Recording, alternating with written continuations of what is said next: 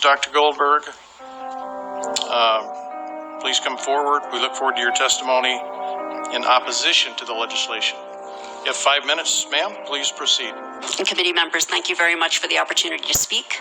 I'm Sharon Goldberg. I'm an internal medicine physician. I've practiced medicine for 21 years, and my background is mostly academic, internal medicine, hospital-based, clinical research, and medical education. I am going to skip many of the things I wanted to say because I didn't realize it was only 5 minutes. Wireless radiation has biological effects, period. This is no longer a subject for debate when you look at PubMed and the peer-reviewed literature. These effects are seen in all life forms: plants, animals, insects, microbes. In humans, we have clear evidence of cancer now. There is no question. We have evidence of DNA damage, cardiomyopathy, which is the precursor of congestive heart failure, neuropsychiatric effects. So 5G is not a conversation about whether or not these biological effects exist. They clearly do. 5G is a conversation about unsustainable healthcare expenditures. Why do I say this? We've been sitting on the evidence for EMR and chronic disease for decades. And now we are seeing all these epidemics appearing. So diabetes is the first epidemic. I think most of you know the statistics. They're very scary. 1 in 3 American children will become diabetic in their lifetime, and if they're Hispanic females, the number is 1 in 2. So what does this have to do with wireless radiation? Wireless radiation and other electromagnetic fields, such as magnetic fields and dirty electricity, have been clearly associated with elevated blood sugar and diabetes. That is what the peer-reviewed literature says. It is not opinion. The closer you live to a cell tower, the higher your blood glucose. That is based on hemoglobin A1C measurements. So the idea with small cells of putting the cells closer to people's homes and bedrooms scientifically is very dangerous. And from an economic perspective, it's dangerous. And you may not know this. I was shocked to find this out. But the way you create a model of diabetes in rats in the lab is by exposing them to 2.4 gigahertz. And this is not for long-term exposure. So I don't have time to talk about the costs, but the huge problem with diabetes really is chronic kidney disease. End-stage renal disease, the worst complication of diabetes, leads to hemodialysis. Hemodialysis is an automatic qualification for Medicare. And if you don't qualify for Medicare, we still have to dialyze the patient. And the state ends up paying in many different instances. So renal failure is 1% of Medicare, but it takes up 7% of all Medicare expenditures. I don't have time to talk about this anymore, but once again, so the other epidemics that clearly link from the science with electromagnetic radiation are related to mental health. And this is straight from PubMed. This isn't my opinion. This is science. Okay? For those of us who aren't physicians, what is PubMed? I'm sorry. It's just it's our National Library of Medicine. This is where you would go. This is just the peer-reviewed literature. So we have 3 epidemics that clearly, they're essentially one epidemic. We have deterioration of mental health in the United States. And if you look really at the science, what does it show? And these epidemics are our suicide epidemic, epidemics in violent, shootings, and the opioid epidemic. And I don't have 5 minutes is not the time to talk about this. This is in the peer-reviewed literature. I have a file to submit for the record, but these are facts. These are things that have just been glossed over by the wireless industry, and I really don't have time to talk about them in 5 minutes. I wish I did. But we need to examine our epidemics in the context of our EMF exposures. What does that mean? That means that the CDC, tracking these epidemics, we need to start measuring how much radiation are people being exposed to. And before we roll out 5G, and this means there are 4 kinds of electromagnetic fields that we know are harmful to human health. So radio frequency radiation, magnetic fields, dirty electricity, and electric fields. okay? Our exposure, any given person, and all humans are affected by EMFs. Our given exposure has nothing to do with the research that my colleagues are going to cite with the National Toxicology Program. That is an assessment of the risk of one cell phone in the near field, okay? What is our exposure in a day? It's not one cell phone. It's cell phones, it's multiple wireless networks, it's smart meters, it's cell towers. It's this sandwich, and it all adds up. And this is a serious problem for occupational health, public safety, and personal safety. And I feel that it's irresponsible to be even talking about the Internet of Things and rolling out a new untested technology when we're not even measuring what are our current exposures from the current networks. Doctor, appreciate your testimony. Would you again provide us with your credentials? You said at the beginning. Yes, I'm an MD. I'm board certified in internal medicine. I've been assistant professor at different medical schools, mostly in New York, most recently the University of Miami. And I got interested in electromagnetic fields after my administrator at the University of Miami gave me a new iPhone. I used it for 20 minutes on speaker, and my finger was burning at the end of the call. So that was years ago. I started reading about the science and connecting with other scientists, and really my expertise, I've taken care of a lot of patients with chronic disease. So when I talk about diabetes and, for instance, heart failure, that, the National Toxicology Program shows clear evidence of cardiomyopathy in that study. In other words, that's a precursor to congestive heart failure. And I want to just read one thing, if you'll allow me.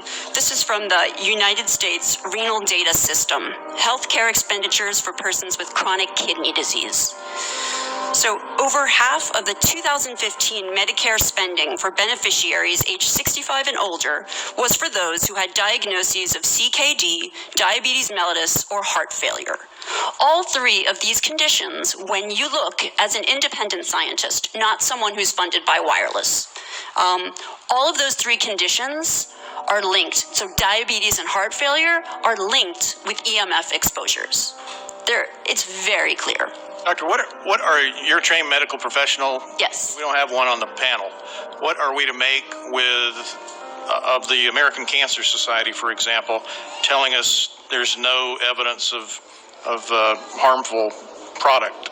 Well, at this point, there's a national and international 5G appeal. I don't know how many thousands of people have signed, but the point is that many of these organizations have conflicts of interest, and I can't speak to, I don't know who's on their board, who made these decisions. My testimony comes from, I've been reading this literature for years, and really I got interested in it because I spent my career taking care of so many patients who were sick in the hospital that when I found out about the links, I was just shocked. I couldn't believe it. So I've read these articles myself, and the experts who don't work for telecom and who are in their independent research, everyone comes to the same conclusion. This isn't, we're not in a place where we should be debating this anymore.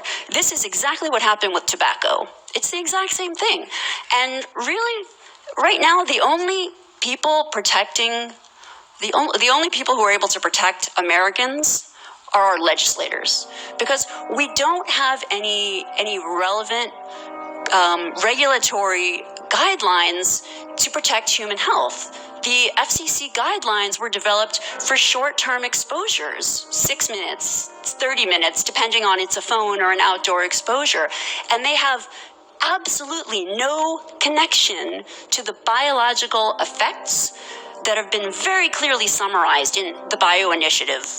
That's a huge document generated. All of the summaries are there. I've got it here for you if anyone wants to read it. I have very concise summaries and abstracts documenting everything that I'm saying.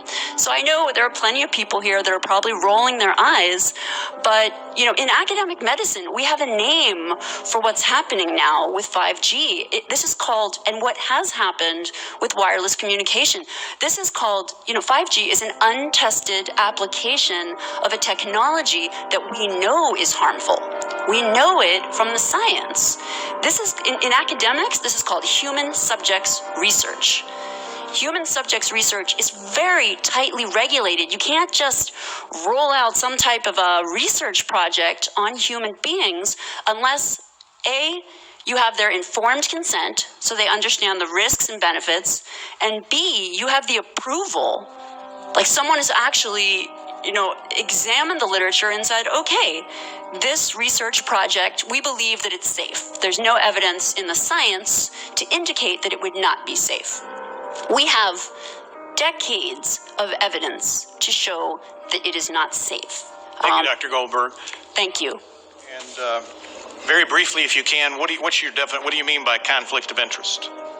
I mean that, so I've taught, one of the things that I taught in medical school is evidence-based medicine, so teaching medical students and residents how to critically evaluate the literature, the science. And one of the first things that you teach residents is that you always have to look at the funding. So, and you can read about it. Marcia Engel, the editor of New England Journal, just wrote a great op-ed in the New York Times about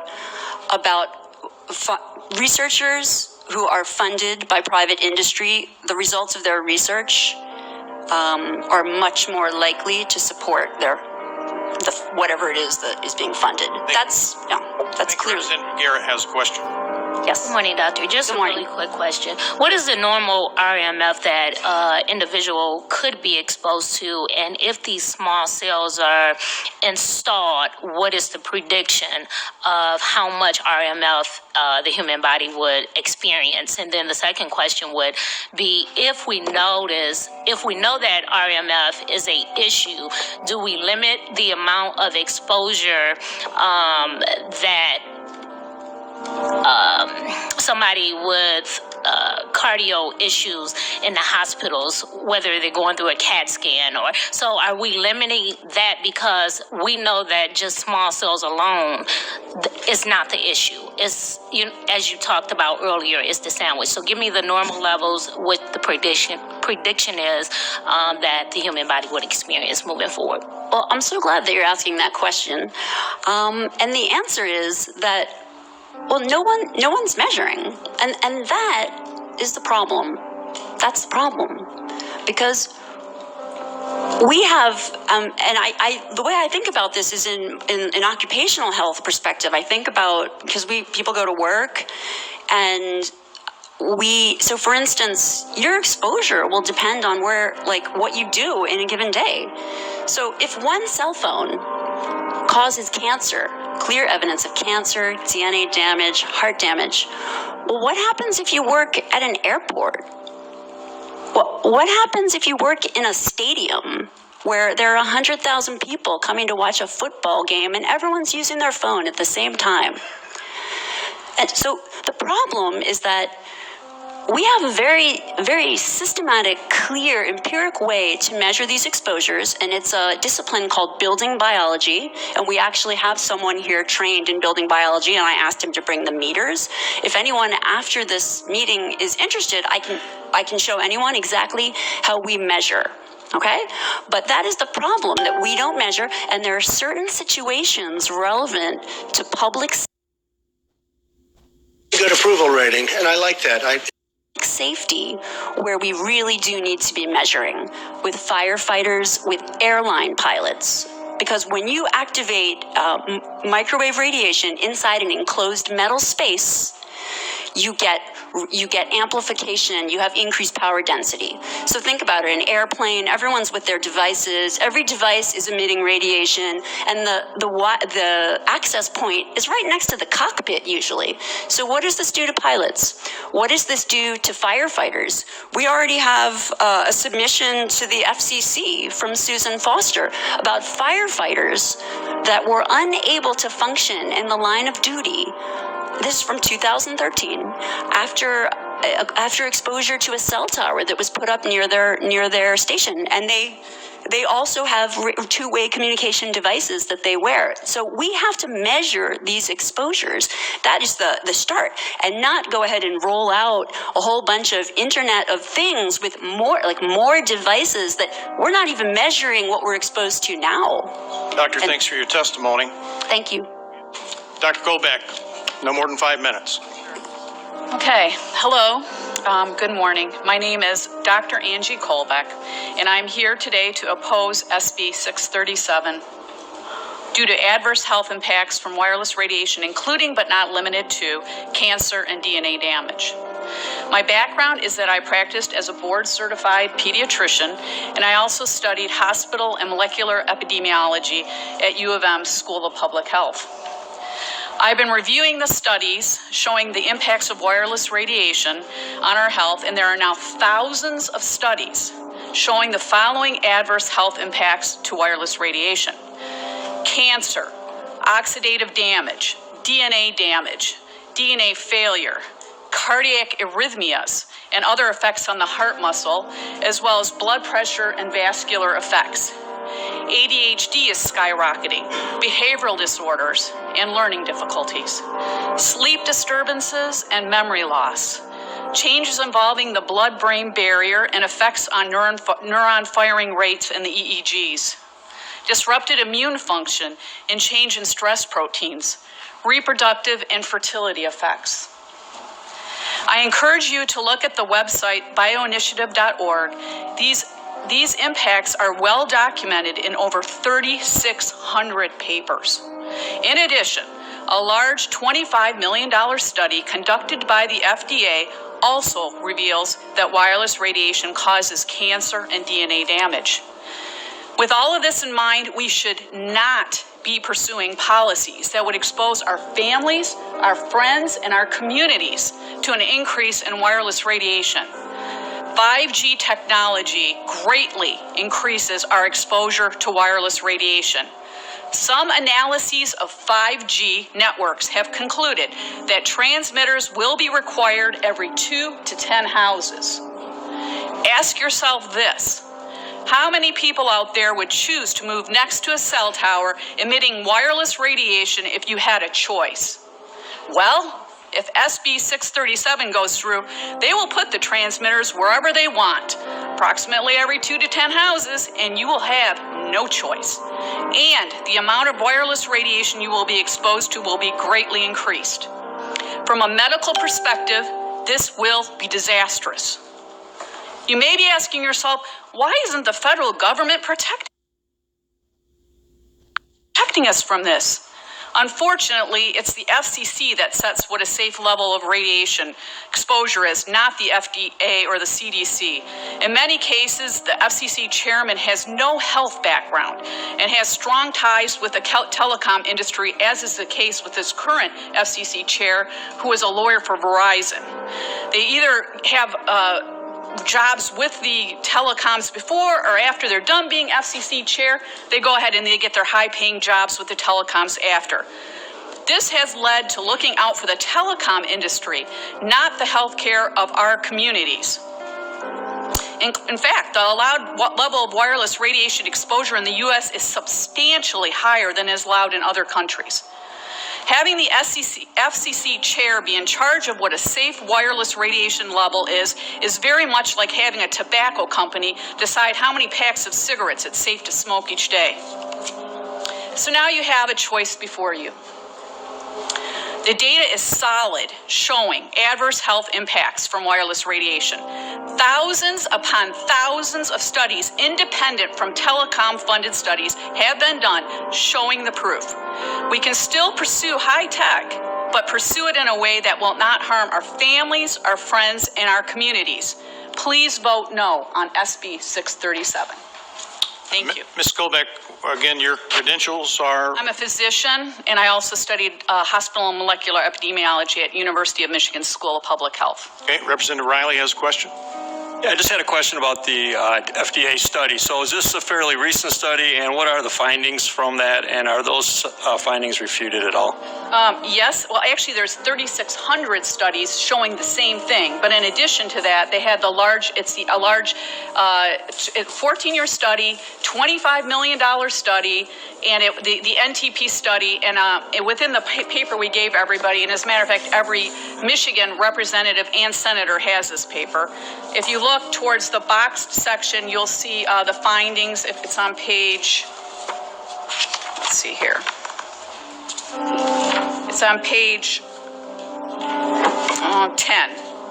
the findings of these studies, the boxed and directly underneath the box study. Are And those, this is just a recent, I mean, this is. are those results you can briefly summarize? Sure. Okay. Well, it causes cancer and DNA damage. That's the final thing.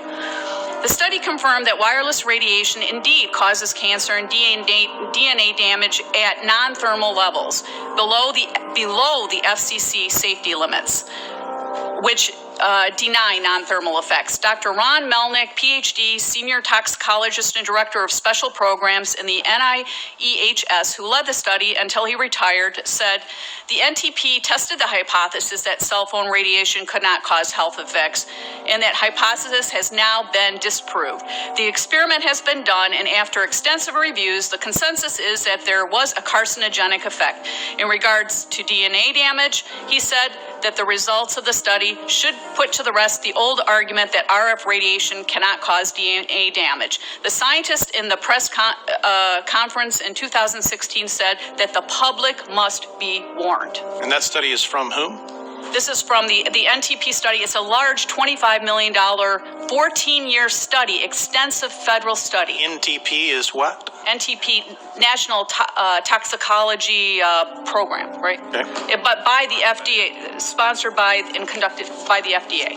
Okay, thank you. And the FDA and the EPA and the CDC, those should be the people that are in charge of determining what safe levels we should be exposed to with radiation. It should not be a person that was a lawyer on Verizon's and has no health care.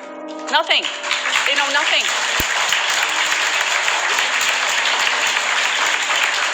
Thank you for your testimony.